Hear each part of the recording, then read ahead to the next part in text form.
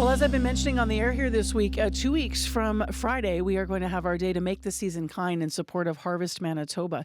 And when it comes to how Harvest supports schools, this next story might be enlightening to you because I think a lot of us hear about the Universal School Program and think that all those meals are covered by the province or the feds. And while the meals might be, it doesn't mean that snacks and food that kids might need throughout weekends are covered. So Harvest Manitoba is right now expanding their weekend snack program. It means that 21 schools in Winnipeg, Brandon, Thompson, and Opaskwayak Cree Nation will get healthy snacks to have at home.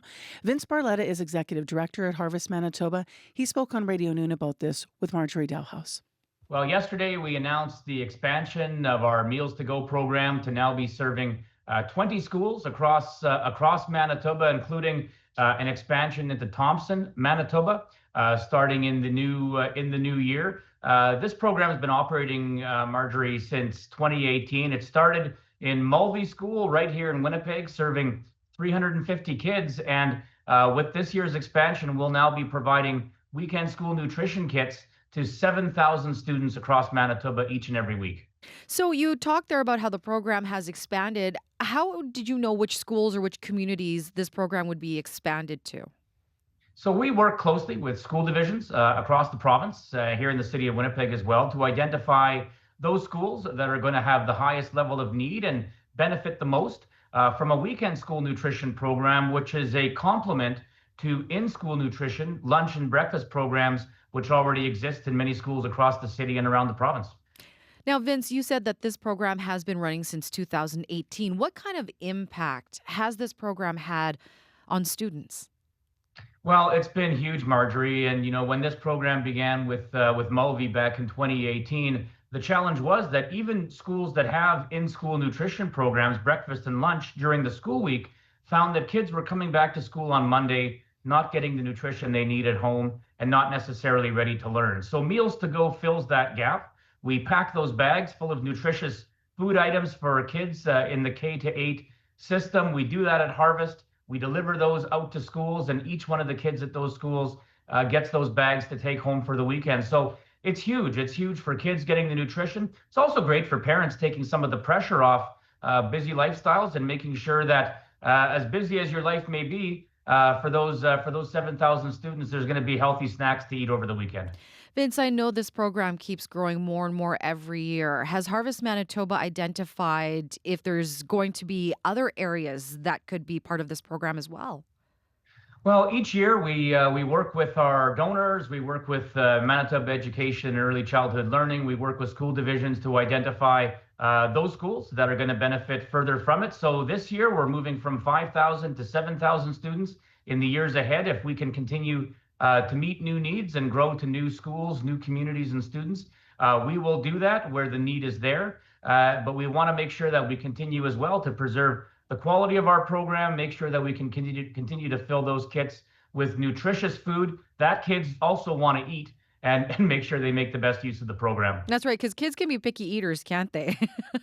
Well, I think we can all be picky eaters sometimes, Marjorie, and I know that there's certainly always that balance between what's nutritious and what are kids going to eat. But we're filling those bags with fresh fruit, milk, yogurt, cheese, cereal, veggies, healthy things in snack portions that kids can prepare themselves, even if mom and dad aren't home, and make sure that they're able to get some good nutrition on Saturday and Sunday. Vince, what kind of support does Harvest need right now?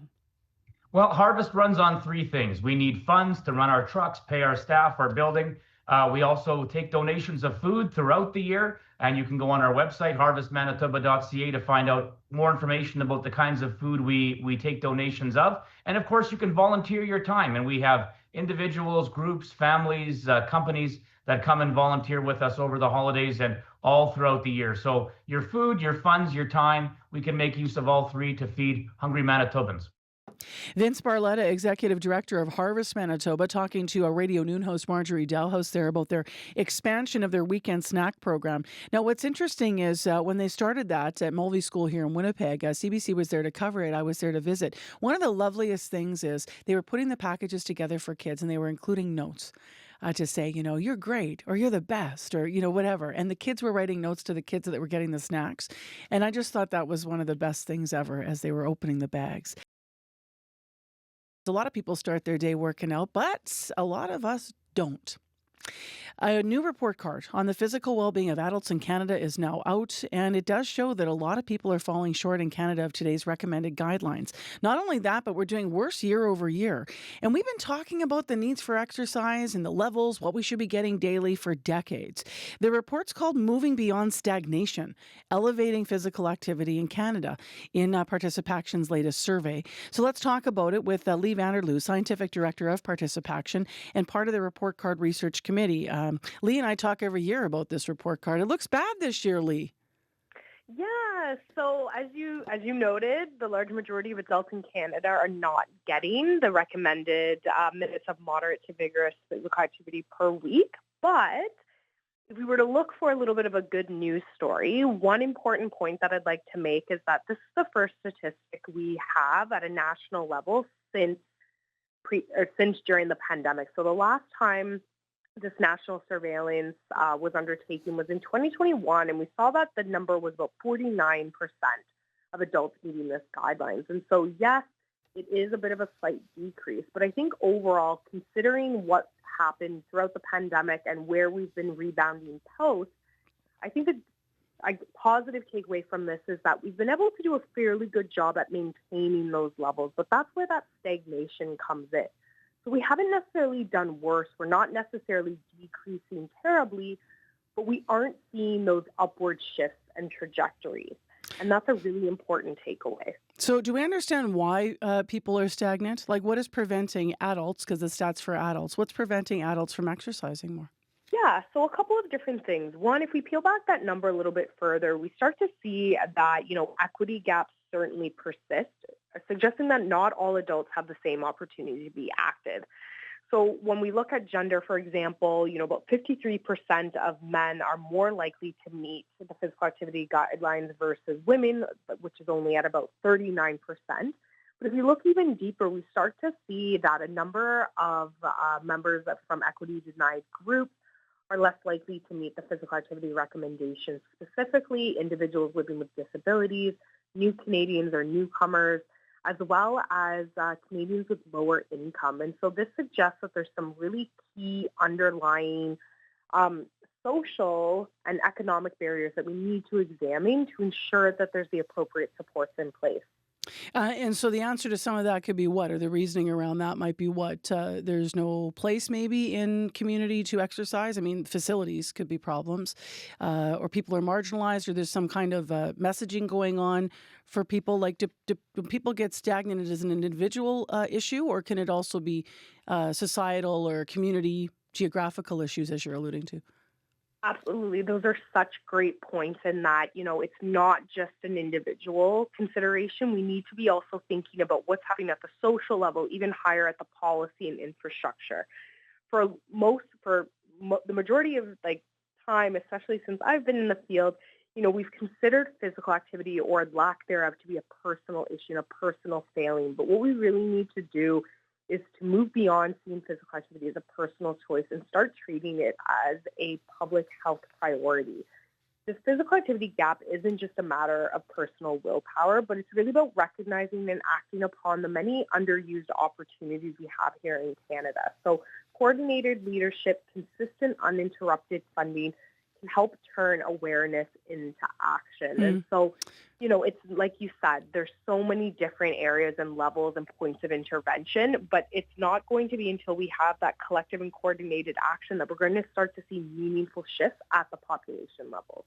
I want to talk about social media fitness influencers and not about the good that they can do, because that's pretty obvious. You might be motivated, see somebody, it might be at a local level or something you can actually access. But where can it actually hinder your message? Yeah, so I think as you mentioned, it's both that kind of potential support and a hindrance. Support in that, there's that increased accessibility and relatability. But one of the biggest, I'd say caution on why we need to exercise when, going to social media is that there's just a lot of information out there, and it's really hard to navigate, what's credible information versus what's misinformation. Are the people relaying the messaging? What's their credibility? Are they certified? What is their, what is kind of their, credentials in terms of delivering that information. And so I think this presents both a challenge but also an opportunity for organizations like ParticipACTION. We absolutely need to meet Canadians where they are. We know that they're getting their information a lot of times through social or digital media, and that's not necessarily a bad thing, you know. The messaging is quick, it's easily digestible and easily accessible. So this is a great opportunity where we can, you know, also be a part of the conversation, ensuring that we're also on those channels, that we're supplying some of that credible information, those resources, making those connections, creating that sense of community online, and also helping to direct and empower individuals to help make the healthy choice the easy choice. Leigh, thanks for this. Thank you so much for having me. I'm not sure if anyone wants to weigh in here, but it is a time of day where people are exercising. So what moves you? What gets you motivated? What is it that does it for you? I mean, I know for myself, it's always been team sports. Some people don't love that, right? They feel like pressure to show up for the team. For me, it's like that pressure gets me there, and then I find I'm having fun with my friends. So I've been involved in team sports to try to stay motivated in my life. But what is it that moves you and motivates you, especially if you have been maybe sedentary and this is a shift for you for better health? 788-3205. You can call in. Leigh Vanderloo, the scientific director of ParticipACTION. Their new report can be found online at ParticipACTION.com. It's just out today. Well, let's return to the throne speech and something that was talked about in it yesterday here in Manitoba, that new overpass, as you've been hearing in the news as well, that will soon be built in Carberry. In yesterday's throne speech, Premier Wab Kinew committed more than $100 million to build this overpass on the Trans-Canada Highway and Highway 5. As you likely recall, that is the site where 17 people were killed in a bus crash in 2023, seniors who were on their way to a casino trip. CBC's Chelsea Kemp spoke with some of the people in Brandon about what they think about the plan for this overpass. We're about to hear the first voice, and it belongs to Norman Kerr. I'm thinking something should be done. Don't care, you know, if it's a line over or an overpass, but something has to be done. Do you worry about cost at all? I'm 68 years old. You know, the cost is whatever, but I don't care about cost. You know, something needs to be done. You know, we got the money, we got the resources, and we got the manpower. Come on. We're not a small town anymore. We're getting to be part of a, you know, population here. So It's busier and busier. yeah, you know, with the factories and with the trucks and with, you know, everything, industrial. Yeah. And, you know, an overpass, roundabout, you know, just a lane for the truckers. I don't care. Something needs to be done. John Bjorn. What do you think of, you know, Highway 1 and 5 getting an overpass? Not really thinking we should get one because, I mean, it's just going to be more problems in that corner What makes you say that? because it's just too much traffic when it comes to that. It's going to be kind of big to put something there, and it's going to be more costly to the taxpayers and stuff like that. Does it surprise you? Because, you know, Carberry is a smaller town. Does it surprise you to see the overpass chosen as an option? Yeah, it was kind of weird when I heard about it, and even my friend was talking about it too, and he thought this is kind of ridiculous to put something here. You know, I mean, we got those overpass over in Winnipeg and stuff like that, and that's just crazy to put it all the way down here in this small town. Anything else you think I need to know at all? Not really, just the cost is going to come up. Yeah. Because I mean, I know that fact that if it's going to be built, it's not a cheap kind of project. And if that comes, it's going to cost everybody in this town a lot of money. We will ask the Premier about the throne speech and the multitude of things that were promised yesterday by the government. Premier Wab Kinew is here live on Information Radio after 8. We heard their CBC's Chelsea Kemp speaking to people in Brandon about this proposed overpass for Carberry. Canada is continuing to weigh its options when it comes to this country's next fleet of fighter jets. As you might have heard in the national news this week, in 2023, Canada signed a deal with Lockheed Martin to buy these 16 F-35s, with an option to scale that up to as many as 88. But now Industry Minister Mélanie Joly says that might not be the best course for our country. I don't believe that we've had enough jobs created and industrial benefits done out of the F-35 contract. I think it's not enough. I think Canadians expect more, and we should get more. So that's my first point. And second, when it comes to the Gripen, of course, we're really interested in seeing what can be done because there was an unsolicited bid that came up. 10,000 jobs is indeed a very interesting offer. So we have to look at what our military capabilities need, and at the same time, what are the number of jobs created across the country. So the Gripen has been mentioned. It is a fighter jet made by the Swedish company Saab. Some experts warn that trying to have a mix, though, of both of those planes and the F-35s is a bad idea. So to understand this, Richard Shimooka is with us, senior fellow at the Macdonald-Laurier Institute and contributing author for thehub.ca. Good morning. Good morning. Thanks for having me. Thanks for being with us. So help us understand from a defense point of view, the risk I just mentioned. What is the risk of having a mixed fleet of Gripens and F-35s?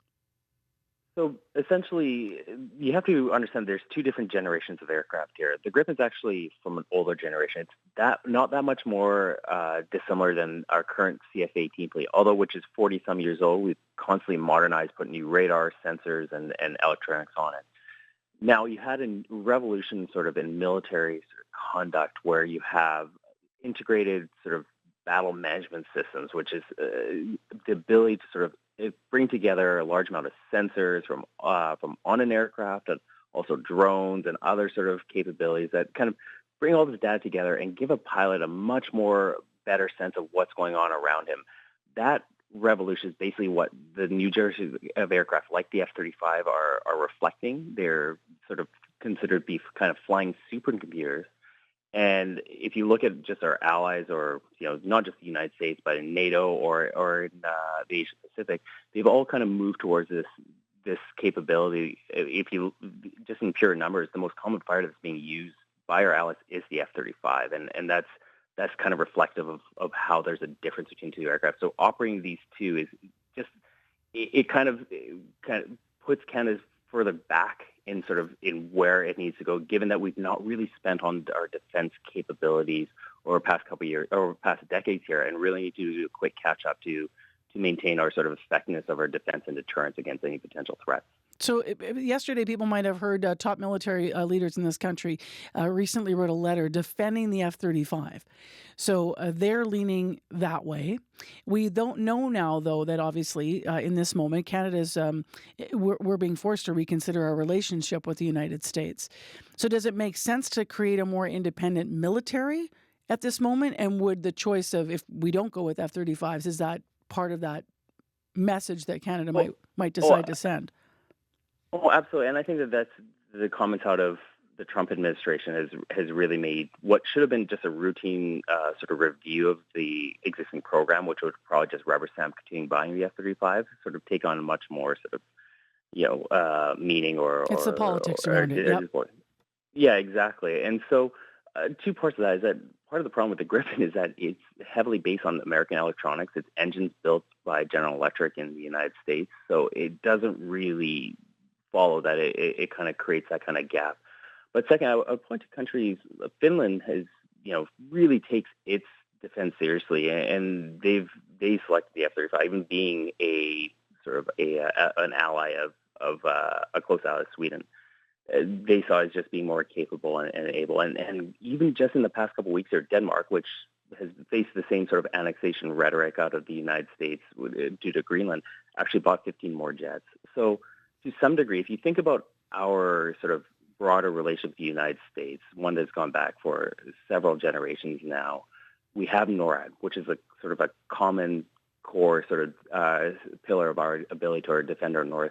It requires high levels of integration to do effectively. And as much as the Trump administration's rhetoric has been upsetting, there's an underlying sort of relationship that I think kind of transcends that. And a lot of military officials you'll talk to will point to, we have a good relationship.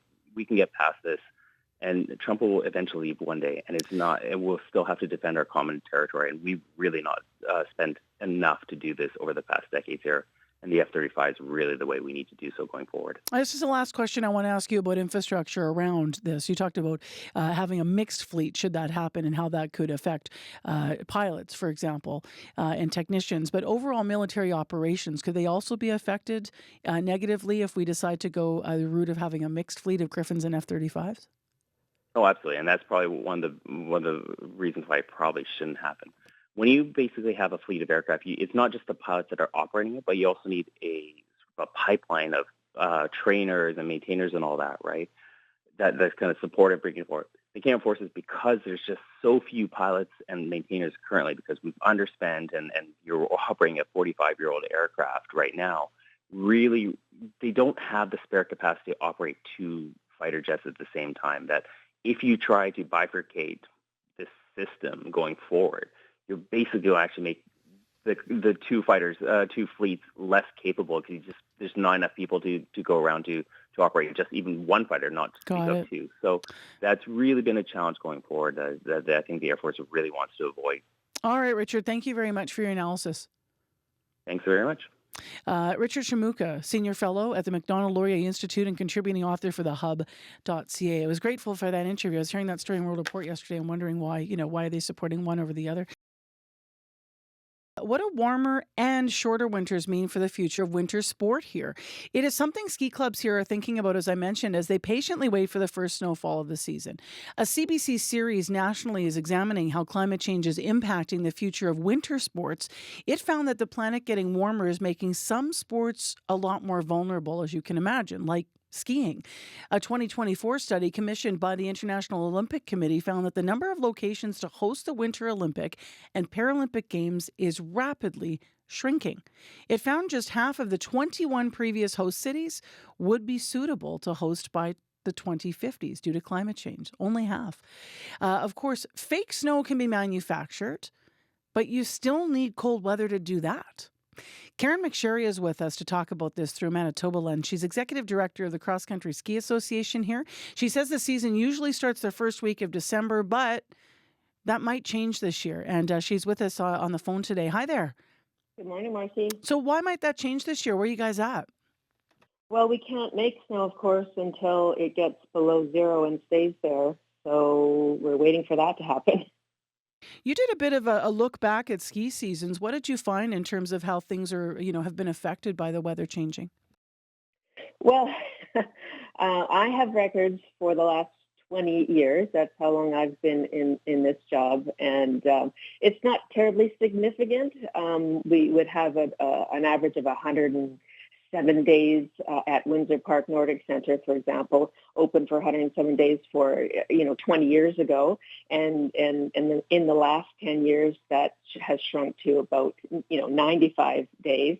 But I think that's just an indication that climate change has been happening for quite some time, and it probably there's significant longer days back, further back than 20 years ago. So, but certainly most recently we are noticing, as you just mentioned, events needing to be canceled because there just isn't snow. What does that mean for also how young athletes and skiers are able to train for things? Yeah, well, I mean, for example, this weekend we have a provincial team heading out west to where we assumed was guaranteed snow for our annual early snow training camp, which we have to travel to the mountains, and where we were heading has no snow, and so that event has been canceled, and that training camp we've had to move to a different location that apparently is the only place out west that has snow at the moment. In terms of the ski season usually starting the first week of December, that's like 2 weeks out from now. How optimistic are you, or not? Well, hey, always optimistic, Marcy. Come on. I mean, I'm seeing -6, I think, for Sunday, and maybe that will just continue on all next week, and that would be wonderful, and we'll start making snow. Are you concerned about the future of cross-country ski in Manitoba, or is that overstating it, given what you've said, that we have seen shifts here, but? Well, I mean, yeah, I think it's not overstating it to be concerned. I mean, we operate Windsor Park Nordic Centre here in Winnipeg, and we've invested a significant amount of money over the past few years in infrastructure to be able to make snow. That's not a reality for our clubs in the province. So it's going to significantly reduce the number of places that you can cross-country ski, and it's going to mean traveling to places that have snow, and that, that's a change. How often do you have to make the snow? Can you make it and have it last you for the season, or how does that actually work? Yes, ideally we make it early season, and we have a little bit of a stockpile. We create a trail, and that should last for the season. Okay, and you're talking about Windsor Park Nordic Centre specifically for that? That's right, yes. Yeah. Are you hearing about this ever from athletes, coaches, and parents? I mean, obviously, you were just mentioning that you have an event right now where, the provincial team's not going to be able to go to this event because it's been canceled due to lack of snow. What do you hear from the teams and trainers? We're all in this together, and so there's really not much we can do, and so we don't commiserate. Yeah, fair enough. What are you going to do? Watch the forecast. Right. Early ski camps, I understand, are something that you'll be particularly watching because how early in the season do you hope to start ideally if you had the ideal weather? Yeah, I mean, ideally right now, at the end of November. Got it. And that might change in the future. Yes. Thank you very much for being with us this morning, Karin. We'll watch for the snow for you. Okay, thanks, Marcy. Yeah, take care. Karin McSherry is the Executive Director of the Cross Country Ski Association of Manitoba. Lots in that interview, including the fact that they are worried about even being able to make snow. They're needing those temperatures to dip consistently below zero. Next on CBC, we've been talking this week about a change coming to doctors' sick notes, and this was confirmed in the throne speech yesterday. Some Manitoba workplaces, when it comes to doctors' sick notes, require that note if their employees will be absent from work. But that also could all soon change then, depending on your employer. So in the throne speech, the province is planning to introduce this legislation. What it would do is end sick notes for short-term illness. So that means that employers would be banned from demanding sick notes from their employees unless they've been absent from work for 7 calendar days. So it's a significant change. How do Winnipeggers feel about it, though? How is it resonating where you work? CBC's Jim Agapito hit the street yesterday to find out. Bernie Petit. Do you hold a position of management or are you a worker? I'm just curious. Management. Does your job require you to have sick notes when you're ill? Our policy, yes. After a few days, you have to have a sick note. How many days would that be? I think it's 2 days. Okay, and how do you feel about that? I feel like a lot of doctors take a lot longer than 2 days to get in to get a sick note, and that I should just be able to trust my staff that if they're sick, they're sick. What do you think about the idea of ending sick notes? I think it's a good idea. If you use up all your sick days, you use up all your sick days. So if you need 5 days because you have a sickness, then you should be able to just use those days up. My name is Ryan Mushrow. I am a worker. Does your work require you have sick notes when you're ill? I would think so in most circumstances, yes. I work in healthcare, so I think in certain circumstances it's necessary as a stopgap to make sure that people are using, work resources appropriately. But I think sometimes it can be a little overbearing, especially given the nature of some conditions, especially physical disabilities, things like that. Like, we shouldn't be asking people to trek out all over the place to get notes just to justify some time off. What do you think of the idea about ending sick notes? I think, like many other ideas, it's obviously worth a shot. I think it's always worth trying new approaches to these kinds of things. I would probably support something like that in a test scenario. My name is Sydney Kinew. I'm just a regular employee. I don't manage anything. Does your work require you to have a sick note when you're feeling ill? I don't know about the whole place. I work at a very big workplace, but my boss personally doesn't require it. She has a lot of trust in us. What do you think of the idea of getting rid of sick notes? Well, I personally have a chronic illness, so the idea of sick notes is a little frustrating to me because if you're trying to recover, obviously you don't want to leave your house and get other people sick. Wait times for doctors, so I would be all okay for getting rid of those, but again, people take advantage of systems a lot, so there's pros and cons. What have you seen done or heard? Well, each workplace has their own way to deal with that. Some people get questioned by like upper level, maybe get a small punishment or docked pay or something. Personally, I've never seen it. I've only ever heard stuff about that. I'm Miranda Zadarozny. So I own Crafted Crust at the sandwich shop here with my husband. Do you require a sick note from your employees when they're feeling ill? No, I don't. We pretty much have an honor basis. I'm a millennial, so honestly, if they send me a text saying they're not well, I take them at face value. I worked in an office for 8 years, and I felt like, you would be genuinely sick and you would be needing a sick note, which, I mean, sometimes I understand it's for a good reason, but sometimes I'd be like, I'm just sick and I need to rest. And so sometimes the idea of going down to a clinic to get a sick note feels a little bit, counterintuitive maybe, just that you're having to go out into the public sick to get a note to claim that you're sick. If you're sick, you need to rest. That's my opinion. So I suppose if it ended up being longer than a week, you might want to just see, like, are you okay? Like, maybe you should go to a doctor. But as for taking time off, I don't feel that you need a note here anyways. So. Terry Erdman. I'm an employee here at the Forks. The idea of sick notes, does your employer require you to have a sick note when you're ill? No, we do not do that here. We have trust, we build trust with each other, and that if we say we're sick, we trust that we are being honest. So the idea of getting rid of sick notes, how do you feel about that? Honestly, I think I would definitely say I'm in favor of getting rid of them because to me, it just doesn't seem very pointless. Like, it seems kind of pointless to be like, oh, you have the sniffles, you need to go to a doctor now and get everyone in the waiting room infected, right? So not to mention it's like now I have to pay out of pocket for gas to get there. And plus it's, the sick note costs money, right? So, and for someone like me who, is a wage worker, that becomes a lot of money, So personally, I'd be in favor of that. CBC's Jim Agapito speaking to Winnipeggers about getting rid of sick notes altogether, but also what they think of the province's plan that was confirmed in the throne speech yesterday to change the use of sick notes for short-term illness and not require them before 7 days. Well, speaking of being sick, it is a time of year where a lot of people start thinking about getting their flu shots.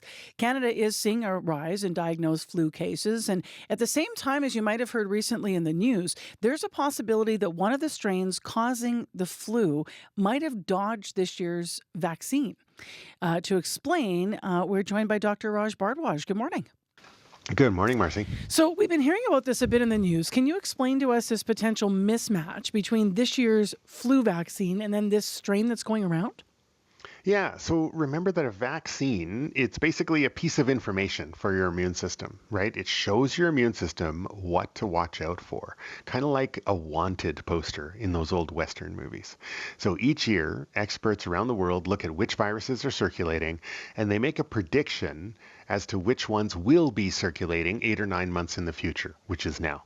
And that's hard to do, especially for this H3N2 influenza A virus, because of the way that it can mutate quite quickly, it can evolve, and basically it makes it look different enough from the wanted poster that it can slip past your first line of defense and cause infection even though you were vaccinated.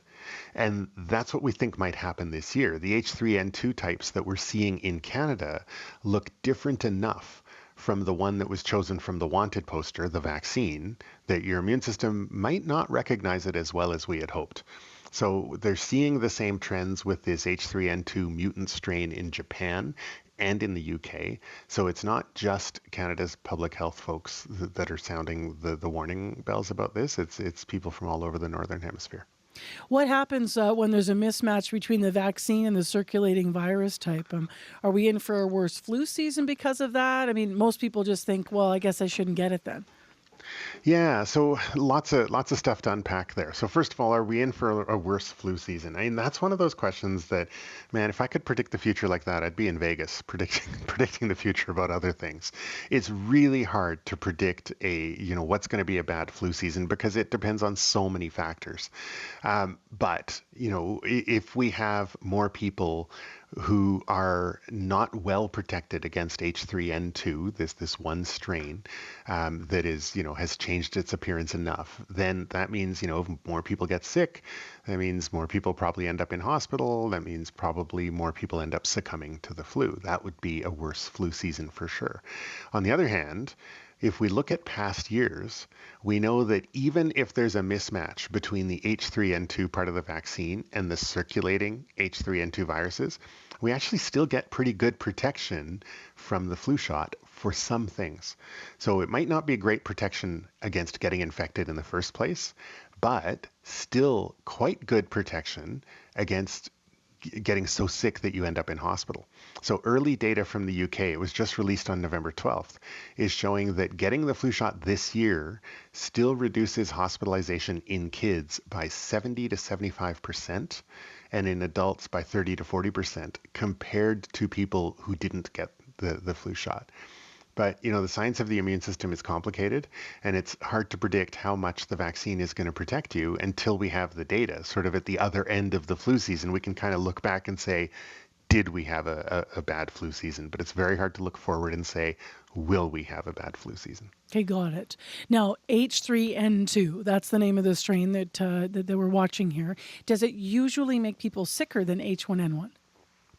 Yeah, actually it does. So it generally causes more severe infections, especially in older people and especially in kids. That means more trips to the ER and more admissions to hospital, and unfortunately more deaths from influenza. And if we zoom out from that a bit, that means also more stress on the healthcare system, right? More people in hospital, which leads to longer wait times in the ER, even if you're there for a reason completely unrelated to flu.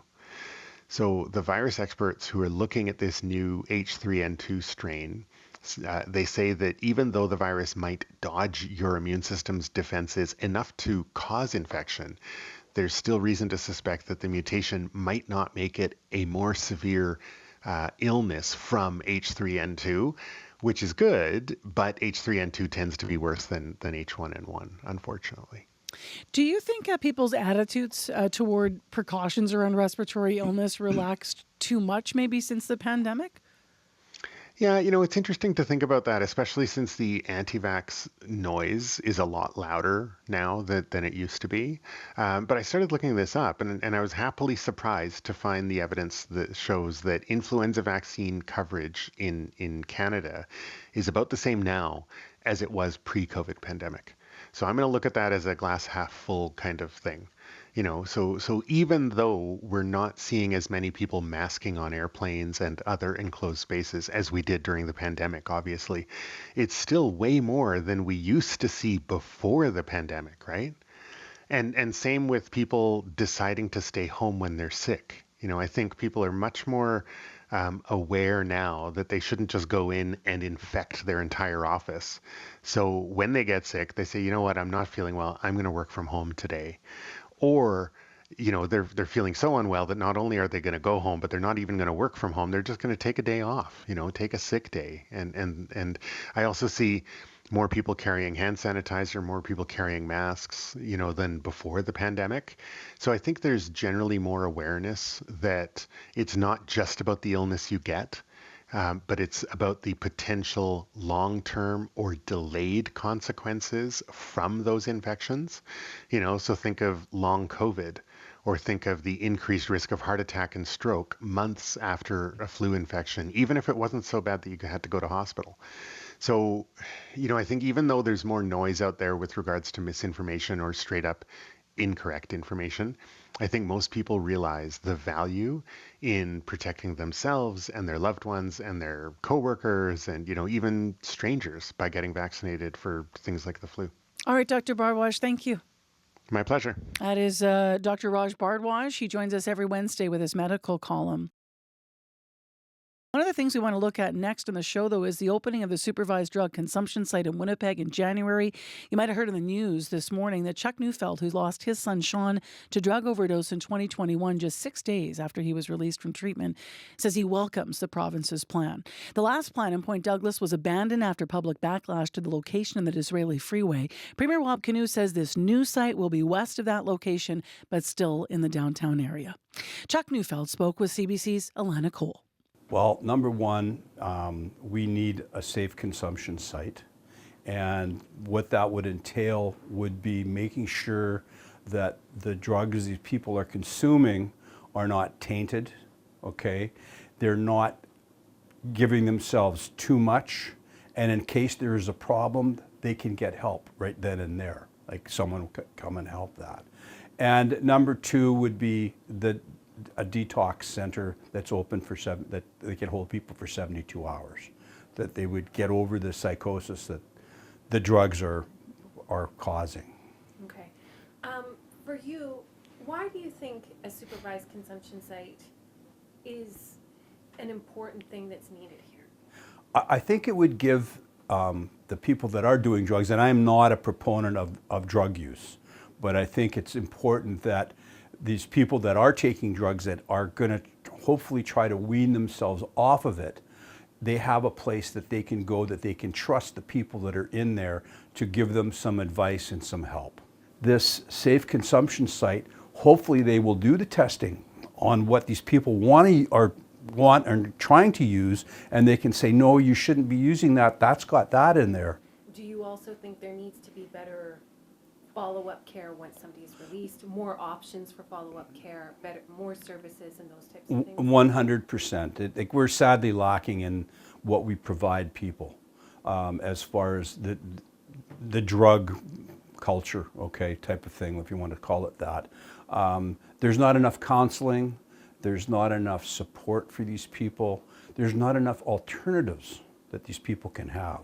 Like, housing is a big thing, and it's always going to be a big thing until we solve this homeless problem, because it's a crowd mentality type of thing. Oh, we've got this here, try this or try that. And you know what? You don't want them to do that. You want them to be safe no matter where they are. There's not enough places for them to go. Yeah, they're moving all these people out of these encampments, but where are they going to go? What would you tell people who might be worried about a supervised consumption site or critical of the idea? Maybe these people should take a good hard look at the problems that's caused by the drugs and embrace the help that we're offering, that the government and the province is offering these people. And it's a step. It's a step in the right direction. And they've got to realize that you can't just flip the switch and things are going to change. You know, there has to be some give and take. You know, when that Ann Oak Recovery Center was built, or Bruce Oak Recovery Center was built, there was a big pushback on that. And it's a testament to some very good recoveries that these people have had. So those people have gotten to the point where they can go out. And I think I don't know the facts and figures, but it's been so good that they're not coming back and going back to the drugs. It's not in my neighborhood is not the type of thing that people should be worried about. You know, you're seeing a reaction to a lot of things in the city because there is no place for these people to go. There is no help for these people. And that's totally the wrong attitude to have. Embrace the help and pitch in. Help these other people. Help, you know, by volunteering or by donating or doing something that's going to lift these people up. Basically, you've got to take people at face value. You can't have a stereotype of somebody, oh, he's homeless, he's this, he's that, whatever. No, you know, what is that person? Why is that? Why is this happening? Is it a drug-induced thing? Is it a mental thing? And, you know, the mental aspect of it, people try to do an escape from their mental problems by doing drugs. And they've got to find another avenue that will take that away from them, that they don't need to do that they can go someplace and get the counseling or the mental health problems that they have solved. Chuck Neufeld there, he is the coordinator as well of Backpacks from Heaven, but he was in the context of that conversation talking to CBC's Alana Cole as a father. His son died of drug overdose in 2021, 6 days after he was released from treatment. He welcomes what was in the throne speech yesterday about the supervised consumption site that we understand will open in January in Winnipeg, somewhere in the downtown. Well, Manitoba Premier Wab Kinew is back for our monthly interview with CBC Manitoba. But this, of course, is the day after his government laid out their commitments to Manitobans for their the next legislative session. There's a lot in this to go through, so we'll try to get as much understanding of the key points as we can. Thank you for being here. Thanks for having me back. So let's talk about the three pieces of legislation that you're talking about introducing to improve patient safety and start there.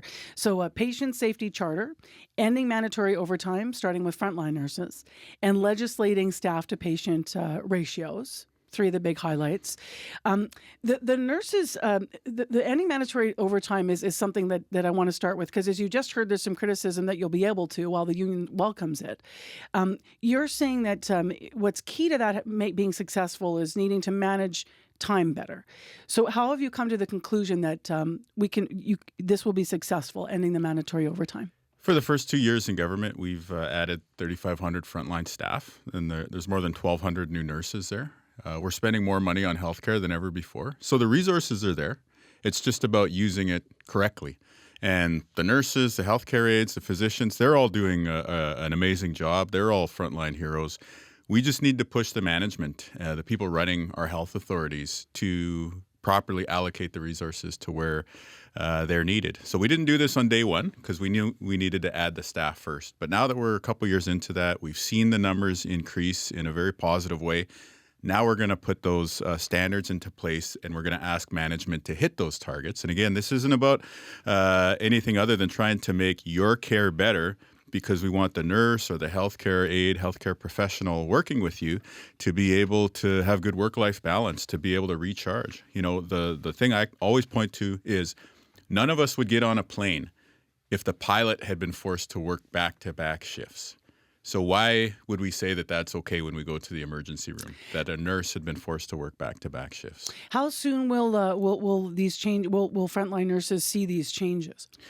Well, we'll start rolling it out in the coming year. So we're in the legislature this fall, resuming after the holidays in the spring session. And so we'll be bringing these legislative changes forward. If misallocation of staff is the issue here, if you're saying there's enough people now that we don't have to, as you heard the concerns, even coming from the union, that, 60% of new nurses leave the profession within 2 years. And there's fear from the union, while they see it as positive, that we're going to have... We've only been in power for 2 years. Well, so you have to consider the fact that we've changed the attitude towards recruitment and retention. We have a recruitment and retention office.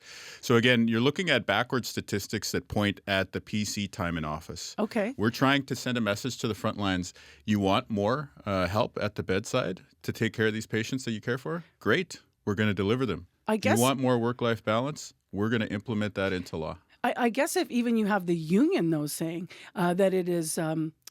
a positive idea, but that they're worried that things will be empty, that we're going to have healthcare facilities that don't have staff. So. No. So tell me why you don't think so, because they're saying we don't have the numbers yet. No, we do have the numbers. Again, more than 1,200 new nurses. This is what everyone's been asking for a long time. So we got the numbers. That's not in question. And, you just look at a nurse, you look at a doctor, you look at a healthcare professional. They care about their patients. They're not going to let somebody fall through the cracks, right? The issue is the hospital administration. We've been giving them all the money. We've been giving them all the staffing resources. We've been giving them the direction. It's time for them to show results. So we love the front lines, but this is really about the management of our hospitals and regional health authorities.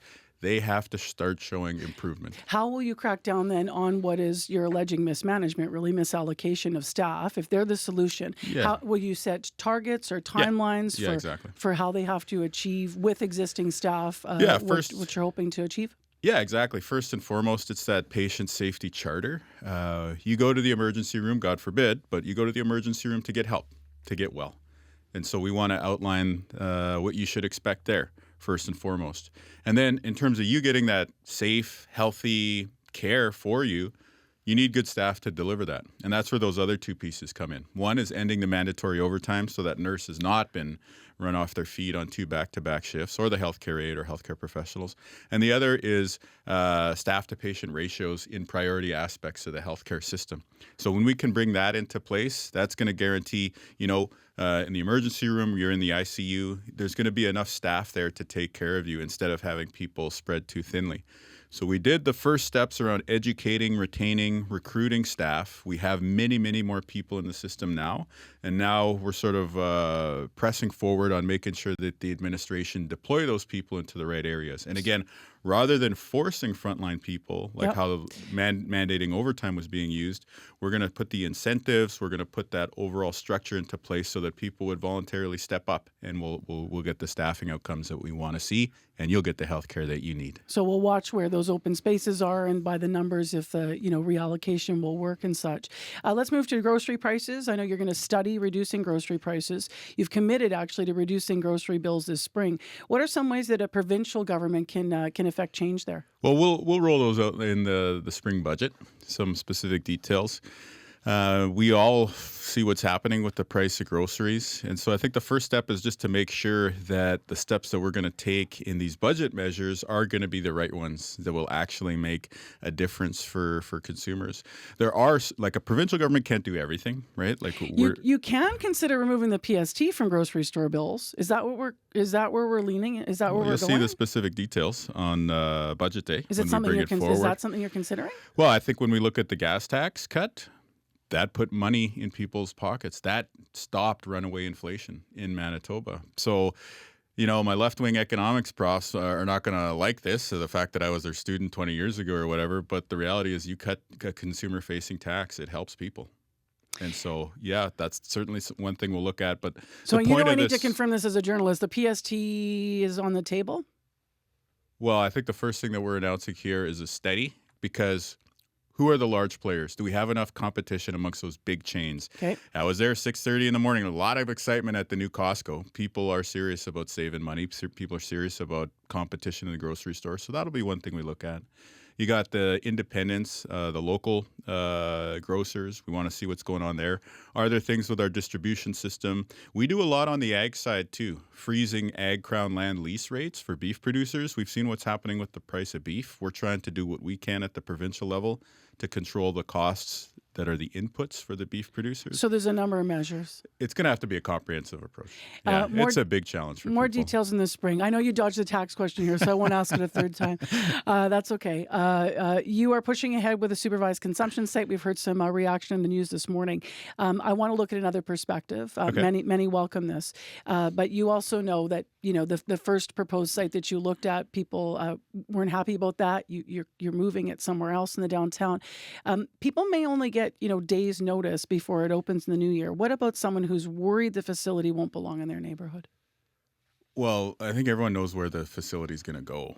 I mean, you drive up Main Street and you see a humanitarian crisis. It's just awful, the way folks are living out on the street. And you got the Salvation Army, you got Siloam Mission, you have Main Street Project. So it's pretty clear that that's where the need is. And so where do we locate a facility in that general area, but it's not going to be right across the street from a school or a childcare center? That's what we've been working on. But we've done a lot of outreach. We campaigned on this. This is a well-known thing that the addictions medicine doctors tell us is one of the tools. Again, it's not a silver bullet, but it's one of the tools that can help save lives. So we're investing in recovery. We gave all the media a tour of the Sobering Center earlier this week, so that's a part of the solution too. We have enforcement, we have prevention, we have other forms of harm reduction, and now this is one more tool that we can add to that comprehensive approach to just try and help people get well. And you know what? The idea of supervised consumption is one part of it, but part of it is also just getting people health care. If people are living a high-risk lifestyle where there's drug use, where there's needles and stuff like that, they need to see a doctor. They need to see a nurse practitioner. And so connecting them with those services as well as talking to them about recovery and treatment is part of the mission here. In your view, if there are still people that are worried about having something like this in their neighborhood,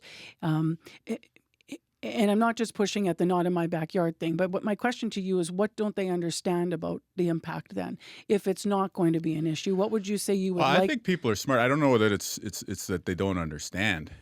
What I would just say is this. This doesn't happen in a vacuum, right? The alternative to having a supervised consumption is to have unsupervised consumption in the street.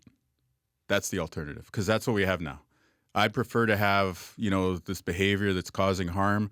I prefer that having that behind closed doors under the supervision of medical professionals instead of us all driving by it on our commute home from work. 8:23 a.m. Premier of Manitoba Wab Kinew is here a day after the throne speech. So we're going through multiple topics today. Yeah, lots of stuff. Thank you, by the way. Okay, let's talk about what you announced about opening a natural gas power plant. This would eventually be run on renewable methane. It's projected to cost $3 billion. Some might be wondering and trying to understand, why not invest that money in another hydro dam? Well, because a hydro dam will take 20 years is the short answer, and we need energy today. This is really about Trump-proofing our economy in a couple big ways. One, we are starting to see the impacts of the tariffs. And yeah, there are tariffs from China as well, too. So this is a complicated international situation. So how do we as government counteract that impact of the tariffs? Well, one of the ways is let's get to building stuff. So a $3 billion construction project in the Brandon area, that's a lot of jobs. That's a lot of hard hats and steel toe boots. That's a lot of tradespeople going to work, building something that we actually need, which is power. And that comes to the second point of Trump-proofing our economy.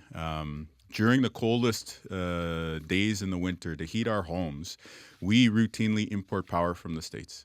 And given what's happened with that trade relationship for the long-term security of our province, we don't want to be dependent on heating our homes based on what's happening in America. So this helps us on two fronts. It helps us with the energy security, and I'd extend that to actually say sovereignty, just to be independent of the states, and then it helps us with the economy. I know that you have said that you hope the facility will eventually be fueled with cleaner renewables.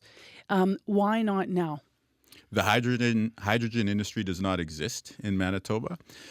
So that's the first alternative fuel. And then the second is renewable methane, which there is an early stage proponent, I should say, in the Brandon area working on renewable methane. So that one might actually come online relatively soon. Like not overnight, but like in the next, 3 to 5 years type of thing. How much are you still exploring wind power here? Oh, we're building wind, like no question. Actually, in January, Manitoba Hydro will be announcing the first tranche of people they're going to work with on standing up new wind farms. And just as a reminder for folks, 600 megawatts of wind, that's about 4 times the capacity of wind we have in the province right now. So we're dramatically expanding wind power, but it's just to have that security, to have that economic boost, we got to do these combustion turbines as well too. And so it's about Trump-proofing the economy and making sure we got the energy we need to grow. I want to play you a clip, actually. This is as we turn our attention to Churchill. Yep. Obviously, you and Prime Minister Carney met this past weekend. But we did hear from Suyik Au yesterday on CBC, Associate Producer of Finance with the U of M, University of Manitoba. Here's what he had to say about the Churchill project right now. Okay. We're competing against very large cities and very large projects, which have clear stakeholders that are pushing it. And Manitoba is kind of the middle child of Canada, where, we're not the biggest, we're not the most sophisticated, we're not the most athletic. We're the little middle child that gets ignored. And so we need to be able to step up and try and make ourselves a priority by having Wab Kinew and the MPs in our province speak as loudly as possible for the importance of actually pushing infrastructure like the port. And pardon me, because I misspoke there, associate professor, not associate producer. He lost me at the start when he was saying we weren't sophisticated, but then he got me back on at the end when he was being complimentary. So, not athletic. Hey, what did we do to him? Come on. Let me ask you this. So you meet with Mark Carney this past weekend. I know there's a lot of talk about Churchill. Yeah. He reaffirmed the commitment to the port expansion, but the reality is we're not on the list. I mean, we had 2 lists now. I don't know why everyone keeps saying that. Well, the major projects list came out, and if you look down at what's on them, well, look at the first one. We're on the list. They Church. announced 11 projects, and we're on the list. We've been working with the Major Projects Office for several weeks, actually. Churchill's not on the list, but you... No, it is. Churchill Plus is in the first list of projects announced.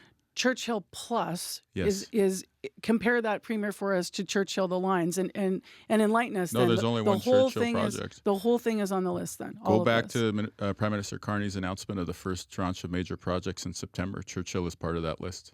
So we, since then, to explain this, we've been working with the Major Projects Office in Calgary to define the opportunity and to make sure that all the legwork is getting done. When the Prime Minister was here, we specifically announced a feasibility study on ice-breaking capacity. This is going to be kind of the crucial turning point, I think, in making this opportunity become real, take off to the next level. It's figuring out what kind of icebreaker do we need to expand the shipping season. Because if we can take the shipping season and grow it much longer, then all of a sudden the exporters are going to line up. And so this is a really important priority for us. We've been working with the Arctic Research Foundation on the icebreaking capacity. We've been working on the marine conservation area to ensure that we grow the shipping season and the increased tanker traffic while still looking out for the beluga and the polar bears. Maybe next time the Prime Minister comes, we'll put up a banner saying Churchill is on the list. It's under the list but the of work projects is happening. It's under the list. Everyone's saying it because it's on the list, Premier, of what's under consideration. That came out, the Churchill Plus in future. But we did all of the reporting at the beginning. I mean, if you look at the list, Manitoba's not on either of these lists officially. It's in the first list. And again, so what does the list mean? The list means that you work with the Major Projects Office, right? The We're list working means that with the Major officially this is Projects happening Office. and going to be a priority. Our understanding, and if that's not your understanding, that's more critical. It doesn't matter what I think. Yeah, we're working with the Major Projects Office, and we're building up Churchill. So again, you consider the media us on the list in the same way as like the Red Chris Mine in BC and all open these. Open is Instagram. What does his Instagram say this Monday or Sunday whenever he was here? It says, "I want the Port of Churchill built." So the folks in Churchill who are listening, what's the next first phase of what will happen then out of the it's the icebreaking capacity study that we're doing this winter. Again, for a long time, people have said you need like a multi-billion-dollar ship to open up the sea lane. But I think some of the more recent information we've been getting is it's probably not to that extent, because this is not multi-year ice we're talking about. You know, this is ice that opens up during the summer months, and so it seems like if there's a much more affordable icebreaker that we could get in northern Manitoba, that reality becomes a lot closer, and that's pretty exciting for the province. Thank you for being here. Yeah, thanks for having me back. Lots to analyze on our website this morning. Throne speech yesterday. Premier Wab Kinew live in our CBC studio.